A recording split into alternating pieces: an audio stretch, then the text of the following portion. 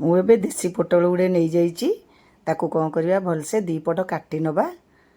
କାଟି ନେଇକି କ'ଣ କରିବା ନା, ତା ଚୋପା ଗୁଡ଼ିକ ଭଲସେ ରାମ୍ପିଦେବା। ରାମ୍ପି ସାରିଲା ପରେ ସବୁ ଗୁଡ଼ାକ ତାପରେ କ'ଣ କରିବା ନା, ଆମେ ଚାରିପଟୁ ଟିକେ ଟିକେ କାଟିଦେବା। କାଟିକି ସବୁ ଗୁଡ଼ାକ ଆମେ ଏମିତି ରଖିନେବା। ତାପରେ କ'ଣ କରିବା ନା, ଆଳୁ ଗୁଡ଼ାକ ସେମିତି ଖଣ୍ଡ ଖଣ୍ଡ କରି ଚୋପା ଛଡ଼େଇ କାଟିଦେବା। ଏବେ ଆମେ ବସେଇ ଦେଲେ ଗ୍ୟାସ୍ରେ ଗୋଟେ କରେଇ ବସେଇ ଦେଇକି ଆମେ ତେଲ ପକାଇଦେବା। ତେଲଟା ଯେମିତି ତାତି ଆସିବ ଆମେ କ'ଣ କରିବା ନା, ତା ଦେହରେ ପକାଇଦେବା ପୋଟଳ ଗୁଡ଼ିକ ଭଲସେ ଆମେ ଏପଟ ସେପଟ କରିକି ଭାଜି ନେବା, ଯେମିତି ପୁରା ଲାଲ ହେଇଯିବ। ଭଲସେ ଭାଜି ସାରିଲା ପରେ ଆମେ ତାକୁ ପ୍ଲେଟ୍କୁ କାଢ଼ି ଆଣିବା।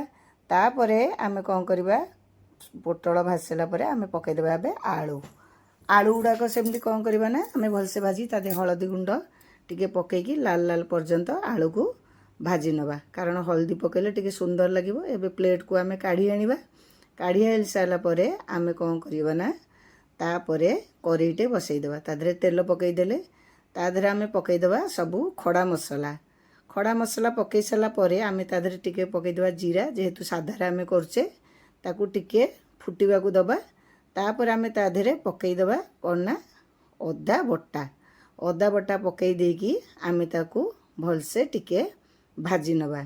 ଭାଜି ସାରିଲା ପରେ ଅଦାକୁ ଆମେ ସେଥିରେ କ'ଣ କରିବା, ଧନିଆ ଗୁଣ୍ଡ, ତାପରେ ପକାଇବା ଆମେ ଜିରା ଗୁଣ୍ଡ, ତାପରେ ମୁଁ ପକାଇଦେବି ଏବେ ଗରମ ମସଲା ଭେଜ୍ କରି ମସଲା, ତାପରେ ଲଙ୍କା ଗୁଣ୍ଡ ପକାଇକି ତାକୁ ଆମେ କ'ଣ କରିବା ନା, ଏବେ ଟିକେ ଭଲସେ ଭାଜି ନେବା।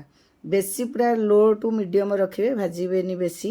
ତାପରେ ଆମେ ତା ଦେହରେ ଟିକେ ପାଣି ଦେଇଦେବା, ଯେହେତୁ ସେଇଟା ଶୁଖା ମସଲା, କାରଣ ପୋଡ଼ିଯିବ। ତାକୁ ଆମେ କ'ଣ କରିବା ନା, ଭଲସେ ଭାଜିବା। ଭାଜି ସାରିଲା ପରେ ଆମେ ଏଥରକ କ'ଣ କରିବା ନା, ତା ଦେହରେ ପକାଇଦେବା ହଳଦୀ ଗୁଣ୍ଡ ଟିକେ। ହଳଦୀ ଗୁଣ୍ଡ ପରେ ଆମେ ପକାଇଦେବା ଲୁଣ ପକାଇକି ଆମେ ଏବେ ତାକୁ ଭଲସେ ଭାଜି ନେବା। ଗ୍ୟାସ୍କୁ ସିମ୍ କରିଥିବା, ମିଡ଼ିୟମ୍ ଆଞ୍ଚରେ ରଖିଥିବା। ତାପରେ ଆମେ କ'ଣ କରିବା ନା, ଏବେ ନଡ଼ିଆ ନେଇଯିବା। ନଡ଼ିଆ ରସକୁ ବାହାର କରିବା ଚିପୁଡ଼ିକି ତା ଦେହରୁ। ନଡ଼ିଆ ରସ ଏଇଠି ଆମର ହେଇଗଲା।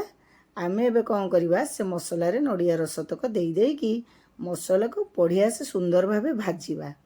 ମସଲାଟି ଯେମିତି ଆମର ସୁନ୍ଦର ଭାବେ ଭାଜି ହେଇଯିବ, ଆମେ କ'ଣ କରିବା ନା, ଏଇ ସମୟରେ ଆଳୁଟି ପକାଇଦେବା, କାରଣ ଆଳୁଟା ଆମର ଆଗ ସିଝିବା ଦରକାର। ଆଳୁକୁ ଭଲସେ ଗୋଳେଇକି ଆମେ ଘୋଡ଼େଇ ଦେବା। ଏମିତି ଘୋଡ଼େଇକି ଆମକୁ 10 ମିନିଟ୍ ଭାଜିବାକୁ ପଡ଼ିବ। ଦେଖନ୍ତୁ ଆଳୁଟି ଦର ସିଝା ହେଇଯାଇଛି, ପୁରା ଭାଜିବେନି। ଆମେ ଏଇ ସମୟରେ ପକାଇଦେବା ପୋଟଳକୁ ପକାଇ ଦେଇକି ଆମେ ଭଲସେ ଓଲଟ ପାଲଟ କରିକି ତାକୁ ଘୋଡ଼େଇକି ଏମିତି ଆମେ ଭାଜିବା, ଟିକେ କଷି ହେଲା ପର୍ଯ୍ୟନ୍ତ। ତାପରେ ଭଲସେ କଷି ହେଇଗଲେ ଆମେ ତାକୁ କ'ଣ କରିବା, ଘୋଡ଼ଣୀ କାଢ଼ି ଦେଇକି ତା ଦେହରେ ଆମେ ଦେଇଦେବା। ସବୁବେଳେ ଆମେ କ'ଣ କରିବା ନା, ଉଷୁମ ପାଣି ତରକାରୀରେ ଦେବେ, କେବେ ହେଲେ ଆପଣ ଥଣ୍ଡା ପାଣି ଦେବେନି। ଘୋଡ଼େଇ କଷାଇଲା ପରେ ଆମେ ତା ଦେହରେ ଦେଖିଲେ ହେଇଗଲା ପରେ ଆମେ କ'ଣ କରିବା ନା, ତାକୁ ଓଲଟ ପାଲଟ କରି ଭଲସେ ଗୋଳେଇକି ନେଇକି ତା ଦେହରେ ଗରମ ପାଣି ଦେଇଦେବା। ଗରମ ପାଣି ଦେଇ ସାରିଲା ପରେ ଆମେ ତାକୁ ଭଲସେ ଗୋଳେଇ ନେବା, କାରଣ ନହେଲେ ମସଲାଟି ଆମର ତଳୁ ଲାଗିଯାଇପାରେ। ଏବେ ଘୋଡ଼େଇ ଦେବା। ଘୋଡ଼େଇ ସାରିଲା ପରେ ତା ଦେହରେ ଟିକେ ଦେଇଦେବା ଗରମ ମସଲା ଦେଇକି ପୁଣି ତାକୁ ଆମେ ଘୋଡ଼େଇ ଦେବା। ଘୋଡ଼େଇ ସାରିଲା ପରେ ଦେଖିବେ 15 ମିନିଟ୍ ପରେ ଆମର ହେଇଯାଇଛି ତରକାରୀଟି। ଏବେ ଗୋଳେଇ ଦେବା ଭଲସେ। ଗୋଳେଇକି କ'ଣ କରିବା ନା, ଆମେ ଦେଖିବା ହେଇଛି ନା ନାହିଁ। ଏଠି ହେଇଯାଇଛି। ଆମେ ଏବେ କ'ଣ କରିବା, ପ୍ଲେଟ୍କୁ କାଢ଼ି ଆଣିବା। ଆମର ଏବେ ହେଇଗଲା ବିନା ପିଆଜ ରସୁଣରେ ପୋଟଳ ରସା। Thank you.